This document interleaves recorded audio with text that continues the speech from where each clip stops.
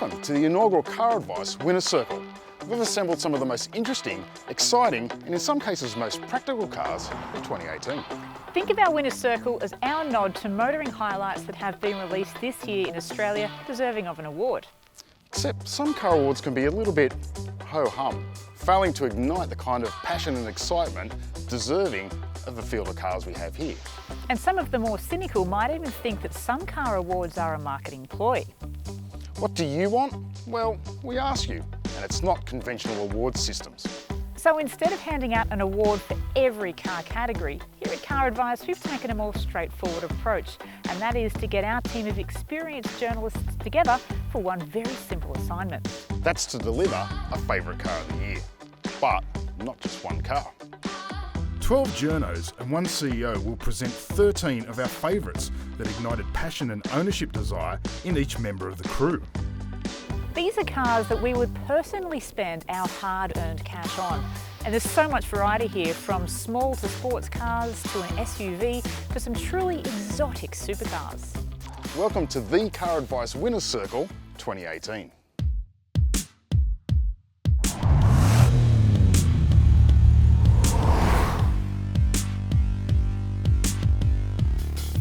My pick as my favourite car of 2018 is this, because of the way that it looks.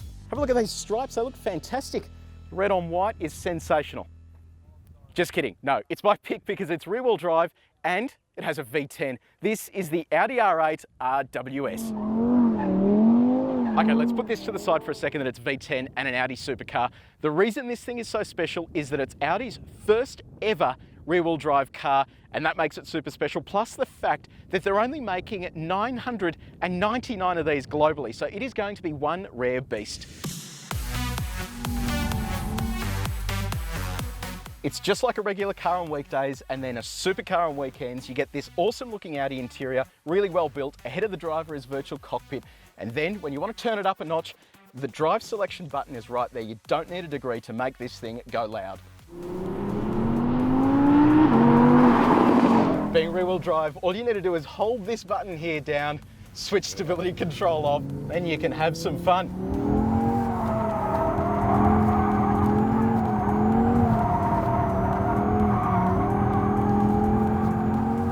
I have figured out the one downside to this car, and that it's virtual cockpit. It is great, but then when your passenger decides to change the radio station or any other functions of the car, it all appears ahead of you and it can get really distracting. F off. There's why the Audi R8 RWS is my pick for 2018. It is the best car I've driven this year, and I reckon it could be the best car I've ever driven. Noise, power, V10, rear-wheel drive. What else more could you possibly want?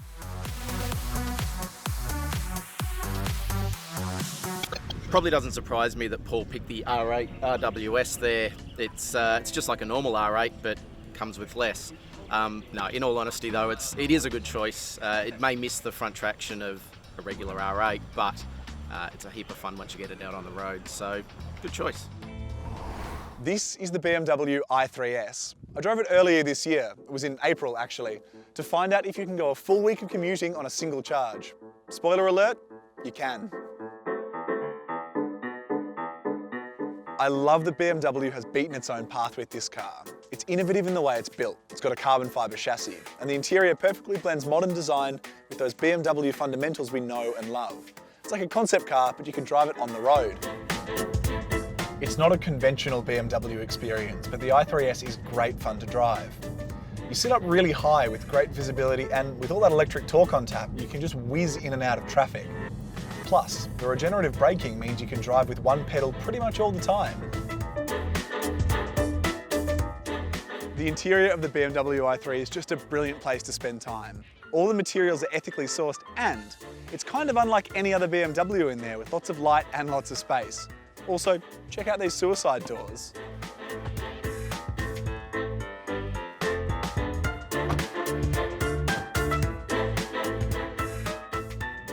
Unfortunately, all this futuristic goodness does not come cheap.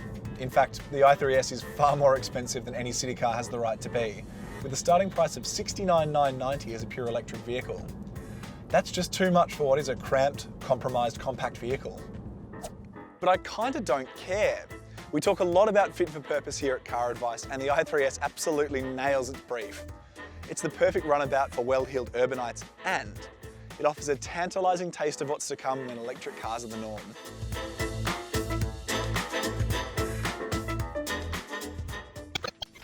The i3, it's an interesting one. The one that we have here, it looks cool because it's dark and it looks edgy, but I'm still not really sold on the whole electric car thing yet. And apparently you can get a proper 200 k's of range out of it, but 70,000 bucks? It's not very big. It's a lot of money for that car. I don't know.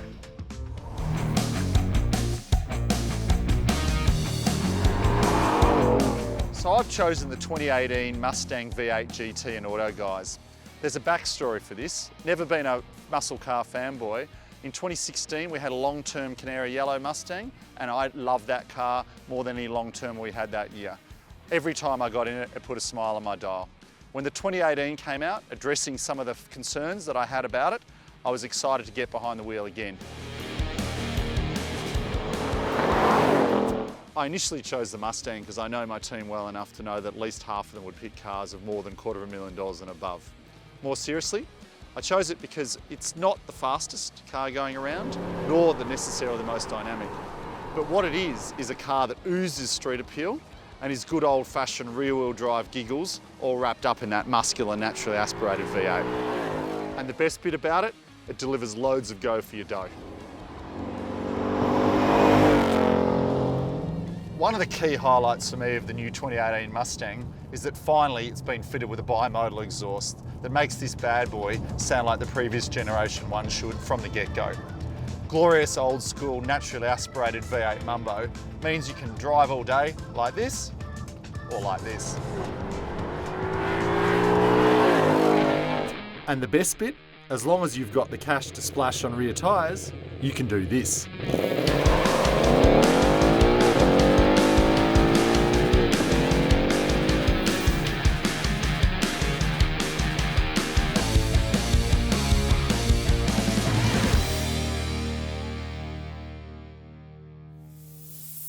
One of the negatives you do have to come to terms with as a parent is the less than ideal ANCAT rating for the Mustang. That said, I put my 3.5-year-old in the back and he loves it. I also put safety conscious adults that annoy me in the back, such as Paul Marrick. Prior to driving one, I'd never lusted over a Mustang. Now I'm a full convert, and if I had the garage space, I'd buy this car today. I reckon this is the best value sports car for sale in Australia today.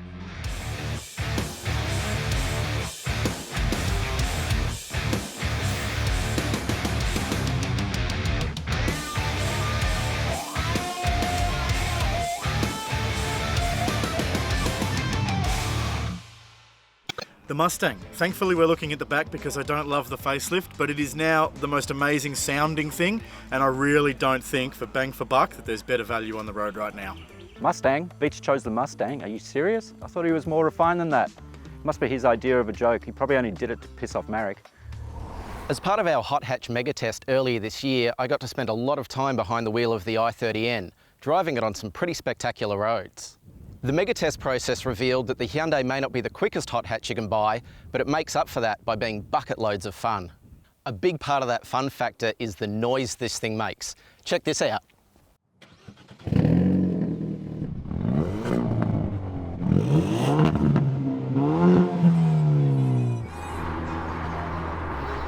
Stick it in N mode, give it some revs. That's raucous, bratish, and completely addictive.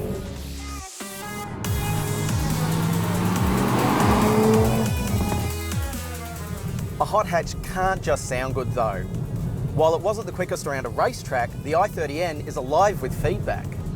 It's got beautifully balanced steering, a well-tuned ride, and a logic-defying ability to get power to the ground via its limited slip diff. Some hot hatch devotees will bemoan the lack of heritage, while others won't embrace the garden variety interior presentation. But as a starting point, it feels like Hyundai has really over-delivered with this one. It's lively, energetic and affordable, three key criteria that rival hot hatches often miss.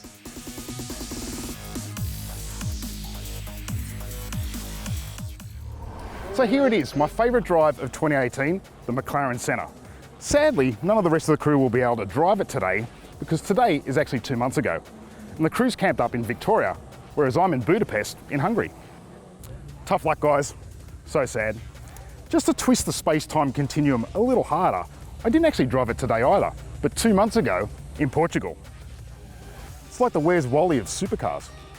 So given that I've cheated just a little, I've had to come up with another choice for my car of 2018. But my other pick for 2018 is the Mercedes-AMG G63, or G-Wagon, which I used to crush much of the French Mediterranean landscape at its international launch back in June. Sure, it wasn't the smartest, the quickest, or the most sensible thing I drove all year, but in over 20 years of journalism, I can't ever remember laughing so much at the launch of a car. Loaded up on the brakes, and 900 newton meters sort of cocks the nose into the air and it launches towards the horizon with a ludicrous amount of fanfare.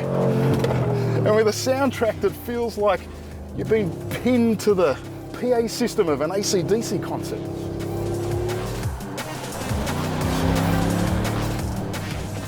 It's hilarious when you stick it into a corner because it's like some sort of high-performance apartment block where you're steering it from the third floor lounge room window.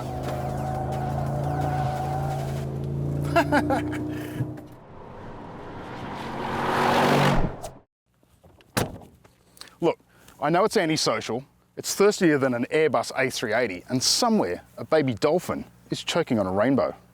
But for me, the G63 was the largest swig of antidote to motoring mediocrity of 2018.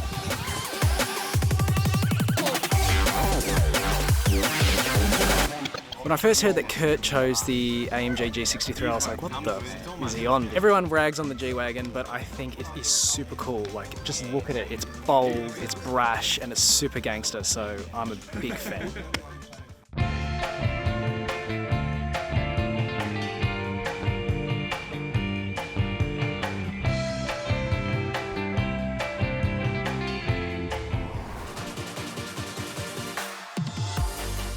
Here I have the Toyota Corolla Hybrid in top spec ZR trim. I drove the hybrid shortly after the local launch in August. While it's a little compromised in terms of practicality for both passengers and luggage, I was immediately impressed with how well the Corolla drives, its long distance comfort and real world fuel efficiency. The exterior and the interior of this Corolla, particularly the top shelf ZR, is visually exciting, something that's not normally associated with the Corolla nameplate. These racing style bucket seats are as comfortable as they are sexy, and the overall feeling of quality in the interior is top notch. While it's not as fast or as thrilling to drive as some of the other cars here, the Corolla offers seamless transitions between petrol, electric and hybrid driving, which is a refreshing point of difference compared to its largely combustion-powered competitor set. It's also really nice to glide along in low-speed traffic without any engine noise, and you'll notice the fuel savings as well. It really is a shame that there isn't a whole lot of room for people back here, nor a lot of space for luggage in the back. In saying that, people aren't really buying Corollas as family haulers, and if you fold down these second row seats, the luggage area is actually quite accommodating. You win some, you lose some, I guess.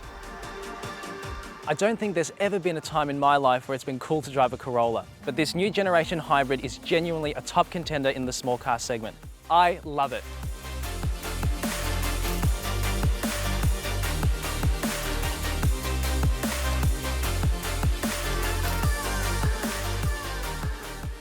So JWO's pick of the Corolla, it's brilliant. It's been doing fuel economy of about 3.3. I actually don't like how it looks. It's an improvement, but I don't know, I'm not sure it's going to age well. Apart from that, really cool car. I was really not expecting to like the Corolla because it's a Corolla, but it's actually fantastic. That hybrid system's awesome. It looks good on the outside and the interior is really quite nice. It's the anti-Corolla, it's crazy.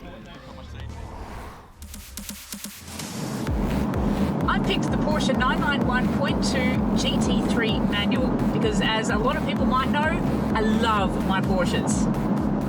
Having owned a classic 911, I've always wanted to know whether the new one still had that Porsche pedigree. And I wasn't disappointed. When Kez Casey and I were driving the new one day, I said to him, I think I'm in love. Oh, this car is so raw. All your senses just seem to run wild all in unison. I really think Porsche have nailed this pure driving pleasure. And then you stand back And look at its iconic design. It really does deserve to be hung on the wall alongside the Mona Lisa. Just look at it.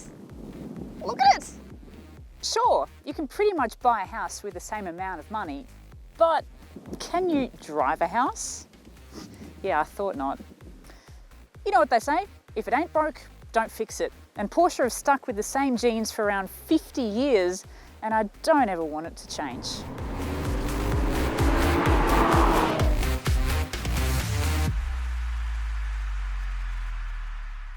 Okay, Mandy, our resident Porsche-phile, has predictably picked the Porsche 911 GT3 as her Winners Circle Car of the Year.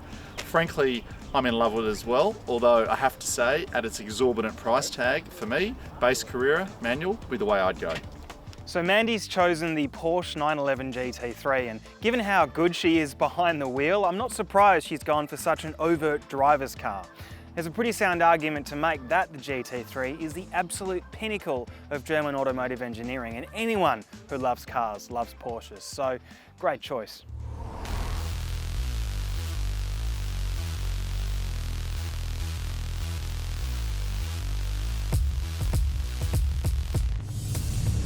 This is quite easily one of the most talked about vehicles of 2018. It's the Ford Ranger Raptor. And now it's released, people are still talking about it. People seem to love this four-wheel drive.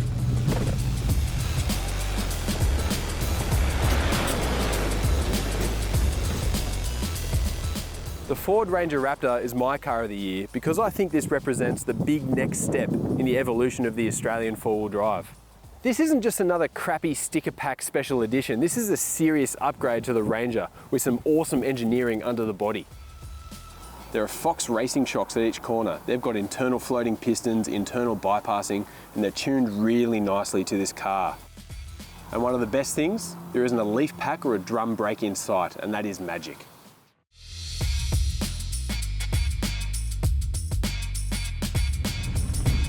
That means this Raptor has more traction, more ground clearance, more capability and more durability off-road. This thing will tackle harder tracks than other four-wheel drive utes, and it will also do it a lot faster.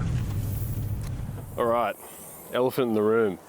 That's a 2-litre bi-turbo under the bonnet, which is the same as another Ford Ranger, so no power upgrades for this model. The general consensus is that this thing is a bit underpowered, especially on the highways, and I agree 100%. This thing could use a lot more engine under that bonnet. No new vehicle is judged on its engine alone. And this Ranger Raptor, the complete package, is much more capable than your average four-wheel drive. Plus, it'll put a massive grin on your face when you're driving it.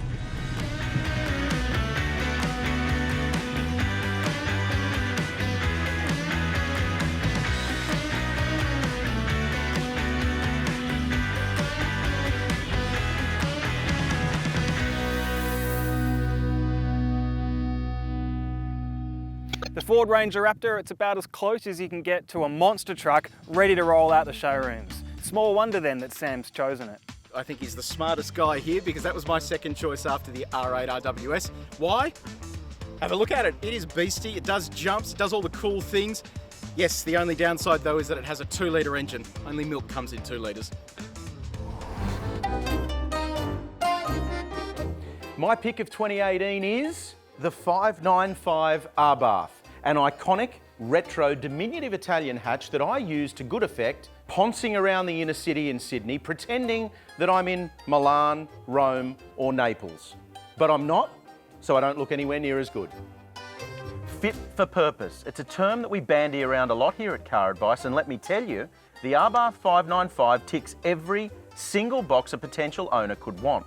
It's like burning around town in a little go-kart, and each time you drive it, it puts a smile on your face. The styling. Need I say any more? Have a look at it. Aside from the Mustang, it's probably the best and most successful retro take on a classic design of all time. The Fiat 500 was brilliant then, and it's brilliant now. A masterpiece of iconic design and clever packaging.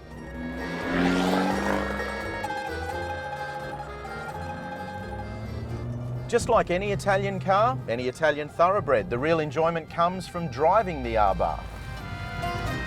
Put some dodgy Italian pop music on the otherwise average audio system, and the, quite frankly, silly exhaust note, which we love, will drown out the lyrics that you don't understand anyway, because you're pretending to be Italian generally, you're not actually Italian. The ride on this revised model is vastly improved over the old one, and the steering, that's pin sharp too. The driving position is awful, and you feel like the hunchback of Notre Dame trying to get your eye line low enough to see the way ahead. But who cares when your car has this much street cred?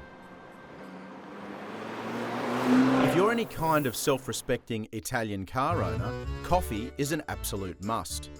Fortunately, for instances when there's no parking at your favourite cafe as I discovered today, I carry a 12-volt espresso machine with me at all times.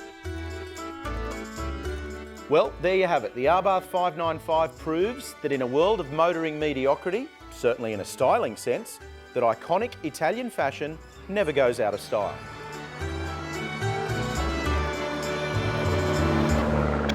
So Trent Mario Nikolic likes to call himself Italian, has picked, of course, the Abarth 595. Well, one of my favourite cars too. In fact, it's the most fun you can have in a small package. Manual transmission only, right? That's the only one you should have. Love it. I think it's a bit of a pocket rocket personally, but the ergonomics are just an absolute mess inside. But it goes pretty good. There are more than a few cars I could name here, like the 911T, the i30N, and even the all-new Megane RS, all cracking drives. But for me, it's a bit of a left-of-field choice in the Lexus GSF, high-performance sedan that literally destroyed the Hakone skyline in Japan early this year. That, by the way, is one of the world's most thrilling stretches of road, and this thing conquered it.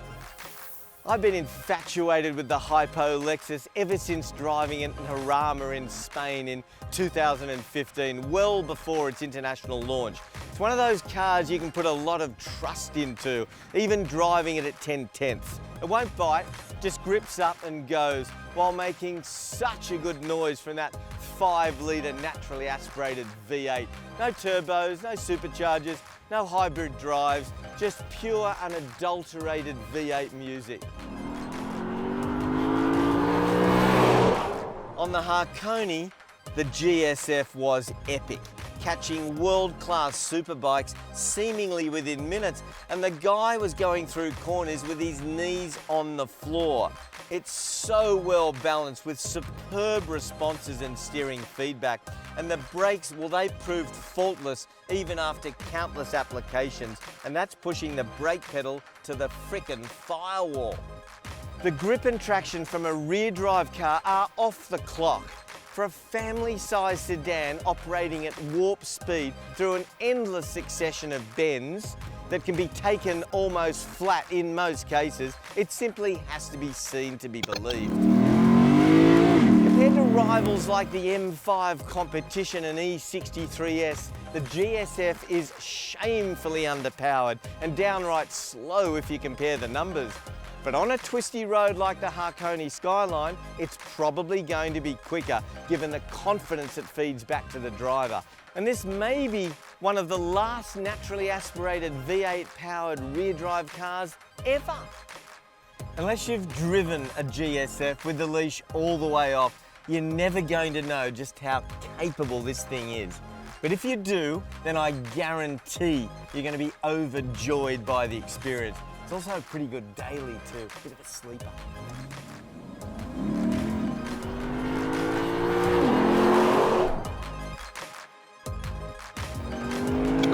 Okay, I've got to admit, that does sound pretty good from the outside, that GSF, but when you're inside, it doesn't sound as fantastic. It was actually a bit of a surprise that Tony picked that. So Tony chose the GSF. Let me get this straight. So we've got a large four-door elderly gentleman's sedan. 2 words, bowling club. Call me boring if you must, but the Hyundai Santa Fe Highlander impressed me so much during a 7-seat SUV test I wrote earlier this year. Okay, it's not as cool as a hot hatch or a supercar even, but we can't forget to focus on everyday cars for everyday people. Look, obviously the Santa Fe isn't the most cutting-edge car here, but I love the way that Hyundai has made a real effort with the interior design. There's lots of premium materials, and it's all quite interesting, the different shapes and textures that are used throughout. I also really like the suspension tune, which has been specifically calibrated for Australian roads by Australian engineers. The company's also packed this car full of the latest active safety tech.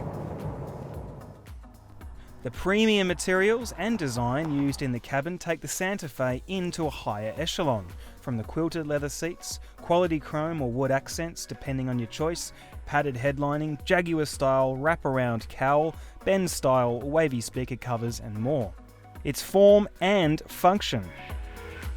Look, the Santa Fe isn't perfect. For instance, the petrol engine option is about as inspiring as 1990s office furniture, and the side head protecting airbags don't entirely cover occupants in the occasional use third seating row. I like the way the Santa Fe drives. The 2.2 litre diesel is more refined than it was before, and the suspension tune's really suitable for this kind of car. It's soft and comfortable and compliant, but the body control through corners is also really good. The company's also fitted this top spec model with all the latest active safety tech, from park assist, AEB, lane assist, blind spot monitoring and radar guided cruise control. Look, there are enough ridiculous sex machines and pieces of eye candy here to last a lifetime. The Santa Fe delivers a premium family SUV experience for regular people, and I really think that's equally worthy of celebration.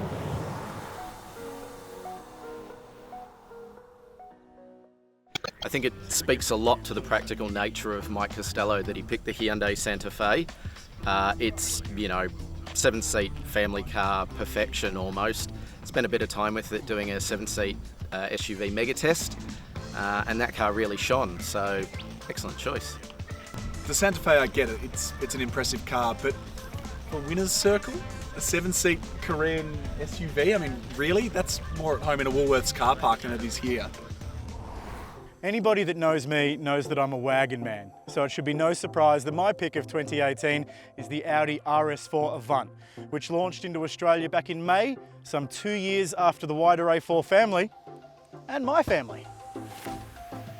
The new model is powered by a 331 kilowatt, 600 newton metre, 2.9 litre V6. While it's not a V8 anymore, it is provided by Porsche. You'll pay just over 150 grand for this thing before on-road costs, so it's not cheap, but in my view it's worth every penny.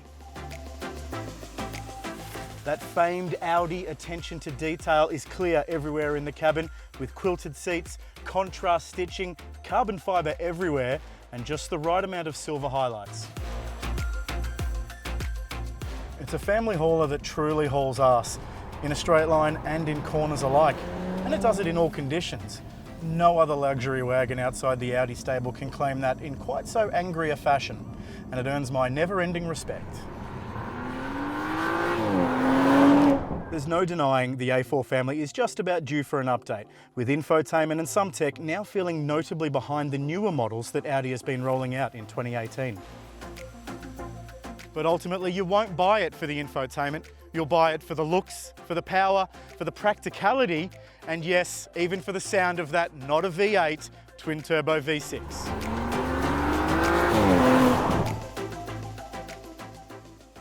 RS4, that was my second pick of 2018. I just love its practicality and its performance. Good choice, Steve-O. V6 twin turbo, who cares? This is my pick of 2018, the Alpine A110, and it completely captivated me in the south of France at the end of last year. Aside from its nostalgic styling that harks back to the original, the Alpine was easily the funnest car I drove all year. Lightweight, fast, agile and oh so engaging. And it looks really cool too. Its absolute key highlight is its handling. It's got double wishbones all around that just keep you planted to the road. And the steering, it's so precise and razor sharp. You're never left any doubt what the car's doing underneath you. It's like a little dance with the devil. Having that 1.8 litre turbo 4 just behind your head, it's glorious, let me tell you. The pops, the crackles, it's like a chorus of drunken angels singing just behind your ears. It's intoxicating.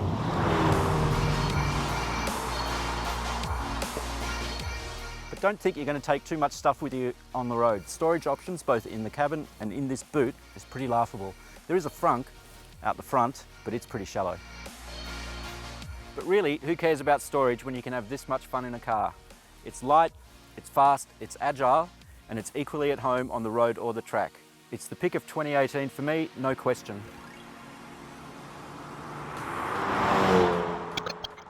Alpine, it's the brand of a stereo, but I know because French, it's Alpine. I reckon this car is fairly ugly. It's one of the uglier releases of this year, but I'm hoping it drives better than it looks when I finally have a chance to get behind the wheel. It's always a bit of a giveaway when one of our journalists comes back from an international launch and can't stop talking about a car for a month after. So it was with Rob after he went to the recently reborn Alpine brand launch of the A110. Frankly, I want one too. We hope you liked our somewhat personal and subjective cars that moved us in 2018. We haven't scored them, we haven't rated them. We'll put our hearts and souls on the table here. We believe we'll look back on these cars in the future and they'll be the highlights of this era. Do you agree with our choices? Let us know what your favourites are.